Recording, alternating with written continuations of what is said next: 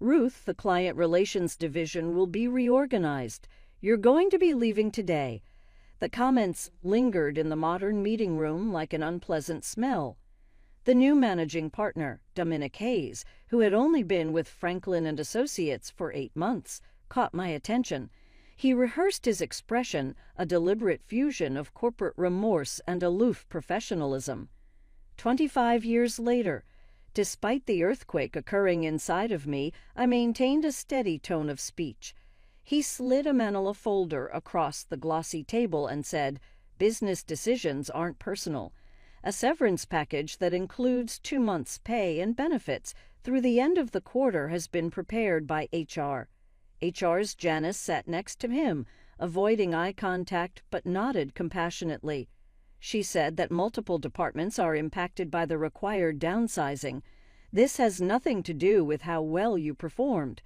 But wasn't it? I was the oldest client relations employee at 58. My pay was in line with my experience, which had contributed to the transformation of Franklin and Associates from a tenacious legal consulting business into a dominant force in the field. Is Arthur aware of this? Regarding Arthur Franklin, the founding partner who had personally employed me 25 years prior, I inquired. Dominic's mouth tensed. When making decisions about restructuring, all partners were consulted. A clear no answer. For the last 3 weeks, Arthur had been in London, negotiating our entry into the European market. With a smile that never made it to his eyes, Dominic said, "Good luck in your future endeavors. As is customary, security will accompany you to empty your desk. That protocol was written with my assistance 12 years ago." I'm Ruth Pearson, and I was the Senior Director of Client Relations at Franklin and Associates, one of the top legal consulting firms in Boston, until 10 minutes ago. I dedicated my professional life to establishing rapport with our clients by learning about their needs, anticipating their worries, and making sure they felt appreciated outside of the billable hours. I had ensured that our clients viewed us as irreplaceable in a field where businesses were frequently viewed as interchangeable. Now, after a quarter century of commitment, I was being thrown away like an old policy manual, leaving just a manila folder and platitudes. I carefully packed my personal belongings, including pictures of myself with clients at charity galas, thank you notes from the Chambers family after we assisted them in navigating a complicated corporate restructuring, and the crystal paperweight Arthur had given me on my 20th work anniversary, while the security guard hung clumsily by my desk. It buzzed on my phone. Catherine Winters, the CEO of Winters Healthcare, our biggest client, texted us. Ruth was informed of concerning rumors regarding changes at FNA. Next week is our quarterly review. Give me a call right away. I looked up to see Dominic watching from his office, already on the phone, no doubt spinning damage control.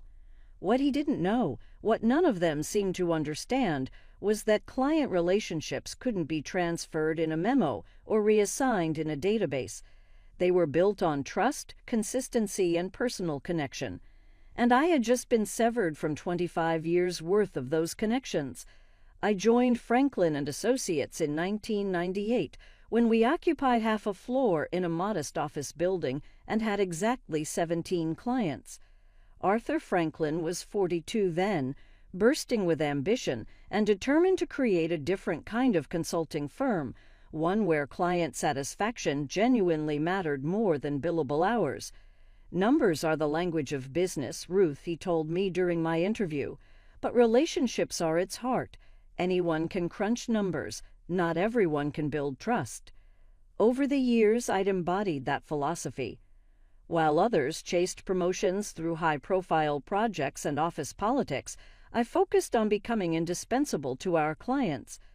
I remembered their children's names and college choices. I knew which clients wanted detailed technical explanations and which preferred big-picture summaries. I tracked company milestones, leadership changes, and strategic pivots so we could anticipate their needs rather than merely respond to them. You're the relationship architect, Arthur had said at my 20th anniversary celebration. "You've built the foundation that supports everything we do." The firm had grown steadily under Arthur's leadership. But things began to change 2 years ago when we took on outside investors to fuel expansion. New partners joined the leadership team, bringing Harvard MBAs and strategic visions that increasingly prioritized efficiency metrics over client experience. Dominic Hayes, with his slick presentations and ruthless focus on the bottom line, had been the most aggressive of these. Additions since his arrival, employee turnover had increased by 40%. The unofficial motto had shifted from Arthur's clients first to Dominic's maximum value extraction. I'd voiced concerns during executive meetings, pointing out that our client retention rates were beginning to slip. "We're sacrificing long-term stability for short-term gains," I argued. "The market is changing, Ruth," Dominic responded dismissively. "We need to adapt or die. Some of our legacy processes are frankly outdated." I'd noticed my gradual exclusion from strategic discussions over the past 6 months. Meeting invitations stopped arriving. Email threads omitted my address. Younger team members were assigned to key client accounts as secondary contacts without my consultation. Still, I assumed my institutional knowledge and client relationships would protect me. After all, I managed relationships with clients who represented over 60% of our annual revenue. Catherine Winters alone brought in nearly $4 million yearly and had explicitly stated in her last contract renewal that she wanted me as her primary contact. Recently, though, I'd sensed something more ominous brewing. Last week, I'd overheard Dominic on the phone. "The restructuring gives us an opportunity to trim the legacy fat. Their retirement plans would cost us millions in the long run." I should have seen it coming. But after 25 years, I'd made the mistake of thinking loyalty still counted for something. The humiliation of being escorted from the building like a security threat still burned. 3 days later, I sat in my apartment surrounded by job search websites and unanswered texts from colleagues. My LinkedIn profile had exploded with views. Nothing like a sudden termination to make you temporarily interesting. My landline rang, a rare occurrence these days. I almost let it go to voicemail until I recognized the number. "Hello. Ruth, it's Arthur." His familiar British accent was tighter than usual. "I just landed from London and heard the news. This wasn't authorized by me."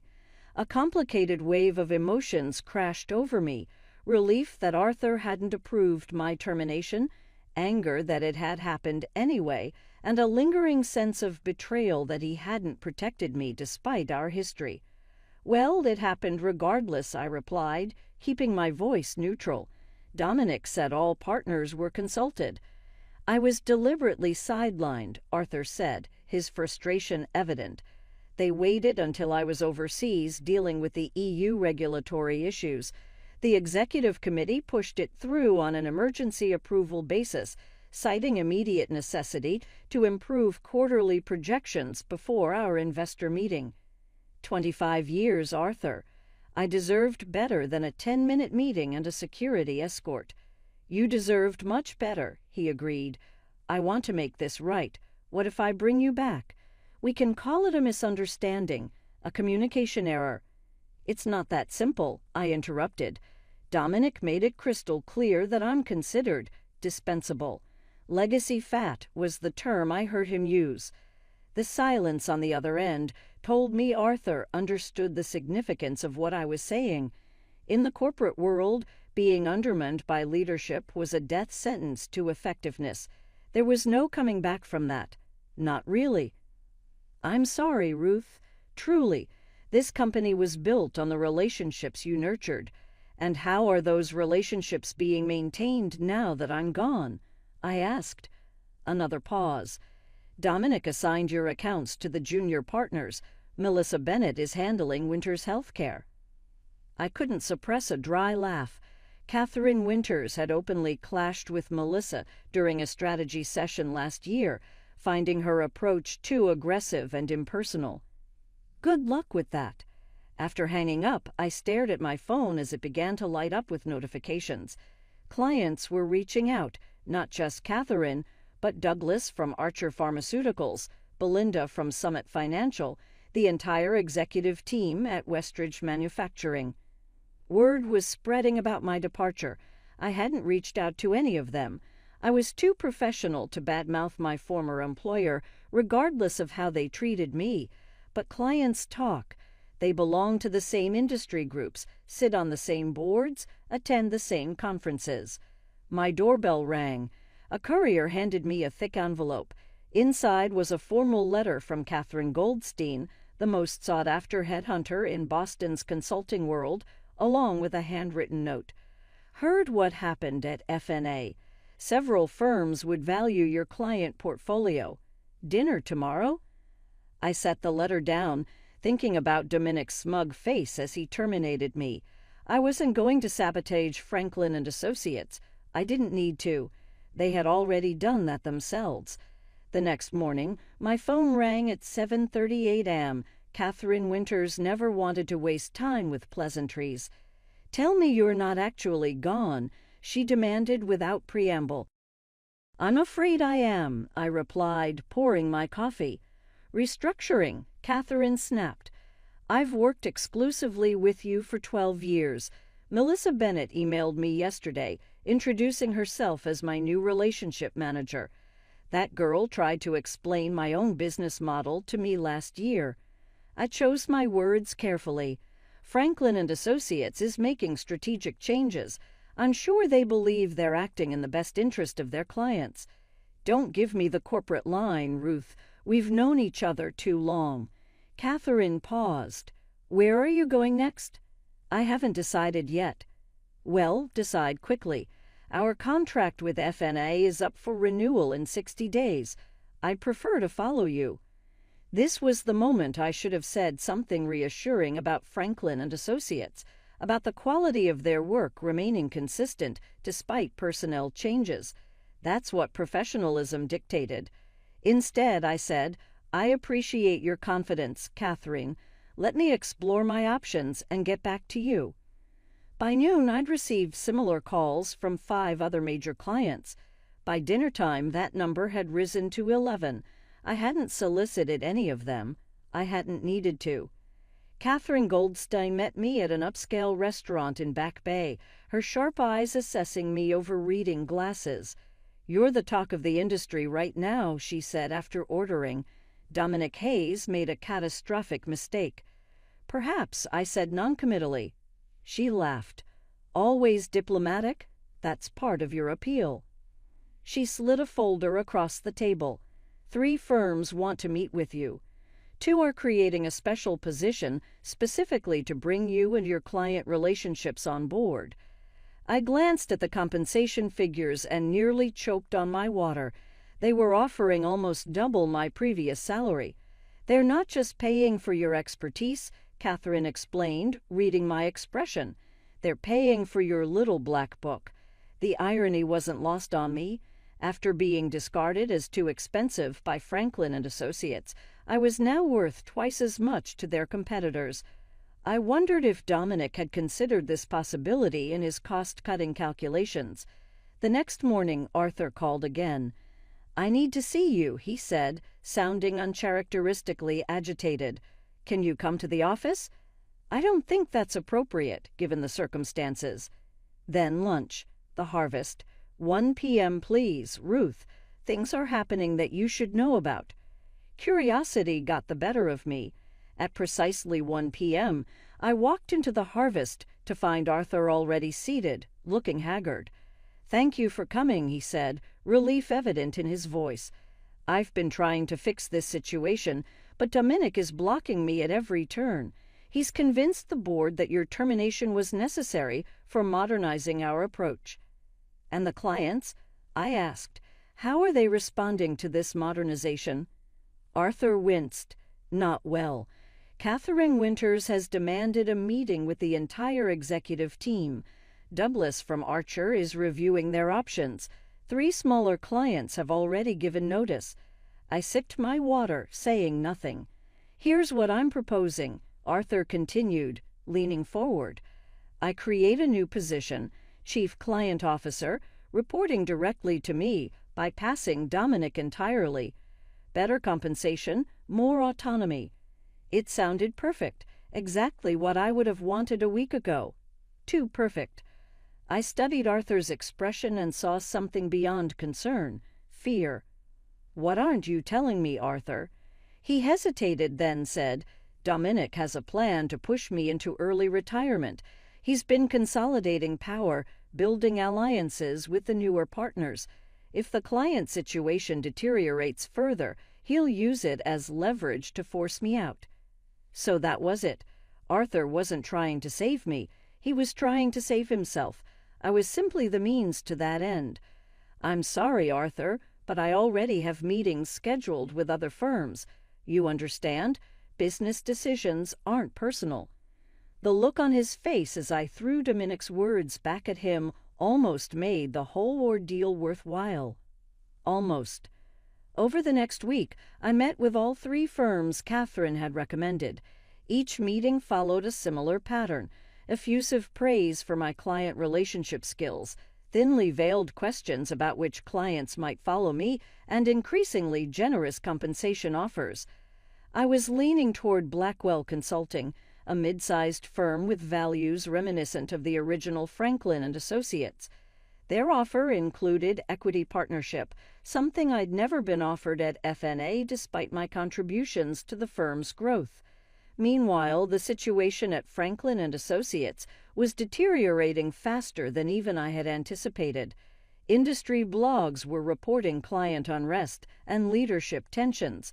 My former assistant, Thomas, texted me updates. Catherine Winters had indeed met with the executive team and left visibly angry. Douglas from Archer Pharmaceuticals had canceled their quarterly review. Even Westridge Manufacturing, a client known for their institutional loyalty, was rumored to be seeking proposals from competitors. Then came the call that changed everything. "Ruth Pearson," I answered while reviewing Blackwell's offer letter. "Miss Pearson, this is Jeffrey Hammond from the Boston Business Journal." I sat up straighter. The BBJ was the Bible of Boston's corporate world. "I'm working on a story about the recent leadership changes at Franklin and Associates and their impact on client relationships. Several sources have mentioned your name. Would you be willing to comment?" This was dangerous territory. Anything I said could be construed as disparaging my former employer, potentially exposing me to legal action under the non-disparagement clause in my severance agreement. "I'm not comfortable commenting on internal matters at Franklin and Associates," I replied carefully. "Understandable," Hammond said. "What about the fact that 7 major clients have already announced they're terminating their relationships with FNA? Industry insiders are suggesting this exodus is directly related to your departure." 7 clients. I'd only spoken directly with 15, and none had definitively stated they were leaving FNA. "I can't speak to clients' business decisions," I said. "Many factors go into selecting consulting partners, of course." I could hear Hammond typing. One more question. Any comment on the letter signed by 26 of FN's clients demanding Arthur Franklin replace Dominic Hayes as managing partner? I nearly dropped the phone. I have no knowledge of such a letter. After hanging up, I sat in stunned silence. 26 clients? An organized demand to replace Dominic? I hadn't orchestrated any of this. My phone buzzed with a text from Thomas. "Emergency. All hands meeting called for tomorrow morning. Partners flying in from everywhere. Dominic looks like he's about to have a stroke." An hour later, Arthur called. "Did you organize this client revolt?" he demanded without preamble. "I've done nothing, Arthur. I haven't solicited a single client." "Then how do you explain this?" He sounded desperate. 70% of our client base is threatening to leave. The board is in panic mode. Investors are demanding answers I don't have. Perhaps they value relationship continuity more than cost-cutting efficiency, I suggested. This isn't a joke, Ruth. 25 years of building this firm, and it could collapse in 25 days. There was a bitter satisfaction in hearing the panic in Arthur's voice, the same Arthur who had failed to protect me after 25 years of loyalty. "What do you want from me, Arthur?" "Come back," he pleaded, "not as chief client officer, as a full equity partner. Help me stabilize the situation." Partner, the position I had deserved for at least a decade, but had been repeatedly denied. And Dominic. Arthur's voice hardened. "The board is meeting tonight. His future will be decided before tomorrow's all-hands meeting." I thought about the Blackwell offer in front of me. Partnership there would be comfortable, lucrative, and far less complicated than returning to FNA. But I'd built those client relationships over 25 years. They were, in many ways, my life's work. "I need to think about it," I said finally. "I'll give you my answer in the morning." Sleep eluded me that night. I paced my apartment, weighing my options while the digital clock ticked toward morning. Returning to Franklin and Associates would mean facing the colleagues who had watched my humiliating exit in silence. It would mean navigating the political aftermath of Dominic's apparent downfall, a downfall I hadn't engineered but would certainly be blamed for.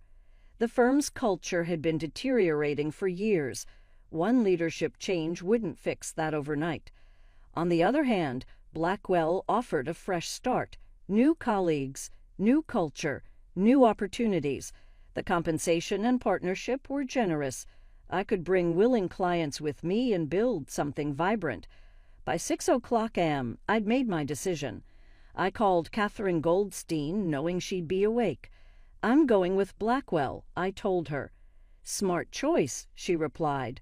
"I'll let them know. They'll be thrilled."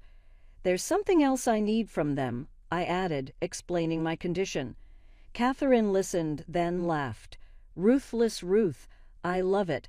I'll present it to them this morning." At 8:45 a.m., I walked into Franklin and Associates for the first time since my termination. The receptionist's eyes widened. "Miss Pearson, are you here for the all-hands meeting?" "I am. Arthur is expecting me." The conference room was packed when I arrived. Partners who normally attended virtually had flown in from across the country. Junior staff crowded along the walls. Arthur stood at the front, flanked by board members. Dominic was conspicuously absent. A hush fell over the room as I entered. Arthur's relief was visible from across the room. "Thank you all for coming," he began. "As you know, we're facing unprecedented client concerns following recent staffing decisions." His eyes flickered to me. "I'm pleased to announce that Ruth Pearson has agreed to return to Franklin and Associates as a full equity partner, leading our newly formed client relations division." Murmurs spread through the crowd. Arthur raised his hand for silence. Additionally, the board has unanimously voted to remove Dominic Hayes as managing partner, effective immediately. His approach was ultimately deemed inconsistent with our firm's values and client commitment. The atmosphere in the room was electric, shock, relief, and uncertainty mingling almost visibly in the air. "Ruth, would you like to say a few words?" Arthur gestured me forward. I took my place at the front of the room. I saw Thomas give me a subtle thumbs up from the back wall. I surveyed the faces before me, some hopeful, some wary, all attentive. "Thank you, Arthur. I appreciate the offer to return as partner," I began. "However, I must clarify something important. I'm not coming back to Franklin and Associates." Arthur's face froze in confusion. Several board members exchanged alarmed glances. Instead, I continued calmly, "I'm pleased to announce that I've accepted a partnership position at Blackwell Consulting, which has just completed acquisition negotiations with R Capital to purchase a controlling interest in Franklin and Associates." The room erupted in shocked exclamations. Arthur looked as though he'd been struck. "The transition will begin next week," I continued once the noise subsided. Blackwell has assured me they value the institutional knowledge and client relationships built here. There are no plans for mass layoffs or restructuring, unless, of course, they're deemed necessary for efficiency. Arthur stepped forward. Ruth, what have you done? I haven't done anything, Arthur. Blackwell has been seeking to expand their Boston presence for years. Horizon Capital, as majority shareholder in FNA, was happy to consider their offer, especially given recent client instability. It's just business after all, nothing personal. As the implications sank in, I saw the dawning realization in Arthur's eyes. He had failed to protect me when it mattered. He had allowed loyalty to be sacrificed for short-term gains. Now, facing his own obsolescence, he understood the true cost of those decisions. The meeting dissolved into chaos as I walked out, head high. My phone buzzed with a text from Catherine Winters. Just heard the news. Dinner tonight to discuss Winters Healthcare's future with Blackwell Franklin. I smiled as I stepped into the elevator. I hadn't sought revenge, but justice had found its way to me nonetheless. The Boston Business Journal broke the story the next morning. Consulting shakeup. Blackwell acquires Franklin and Associates after client exodus. The article detailed how the departure of a key senior executive had triggered an unprecedented client revolt, destabilizing the firm enough to make the acquisition possible. My name appeared only once, buried in the 15th paragraph. Ruth Pearson, former Senior Director of Client Relations, has accepted a partnership at Blackwell and will oversee the integration of Franklin and Associates' client portfolios. It was a clinical description of what was, in reality, a seismic power shift. Within 3 weeks, I had gone from terminated employee to the person controlling the fate of the very firm that had discarded me. The integration planning began immediately. I worked from Blackwell's offices, reviewing organizational charts and client portfolios from both firms. Each day brought a parade of former Franklin colleagues to my door, some seeking reassurance about their positions, others suddenly remembering how they'd always respected my work or disagreed with Dominic's decisions. Arthur requested a meeting 1 week after the acquisition announcement. He'd aged a decade in 20 days. You orchestrated this, he said as he sat across from me. It wasn't a question. It was an accusation. No, Arthur. I simply recognized my own value even when you didn't. Dominic was a symptom, not the cause, I interrupted. You allowed the firm's culture to change. You prioritized growth over relationships. You forgot the principles you founded the company on. And now you control it all, he said bitterly. Not control, Arthur. Influence. There's a difference, one you use to understand. I slid a document across the desk. Blackwell is offering you a 3-year consulting position. Advisory only, no management responsibilities. It's generous, considering the circumstances. He stared at the paper, then at me. And if I refuse? Then you walk away with nothing but your ownership payout. Your choice. 6 months after the acquisition, Blackwell Franklin Consulting occupied 2 floors of a gleaming downtown tower. The integration had been smoother than anyone anticipated, partly because I'd insisted on retaining most of Franklin's staff, knowing their value even when others didn't. Others hadn't. Dominic had landed at a smaller firm, his reputation tarnished by the spectacular collapse he'd triggered. Arthur had accepted the consulting role, though our interactions remained strictly professional. The wound of betrayal, his failure to protect me after 25 years, would never fully heal. In my corner office, I reviewed the quarterly numbers with a satisfaction I'd never allowed myself to show publicly. Client retention through the transition had exceeded 95%. The 3 clients who'd left during the initial exodus had already returned. Our combined revenues were up 23% year over year. My assistant knocked and entered. "Mr. Winters is here for your lunch." Catherine strode in, elegant as always in a tailored suit. "Congratulations on the quarterly results. The industry is still talking about the most elegant corporate takeover they've seen in decades. I smiled. It wasn't a takeover, it was a market correction. Call it what you want, Catherine laughed. You proved what I've always known. In professional services, the relationships are the real asset. Everything else is just infrastructure. As we headed to lunch, I reflected on the journey of the past 6 months. I hadn't sought revenge when Franklin and Associates terminated me. I hadn't needed to. The firm had failed to recognize that their true value wasn't in their systems or strategies or even their brand.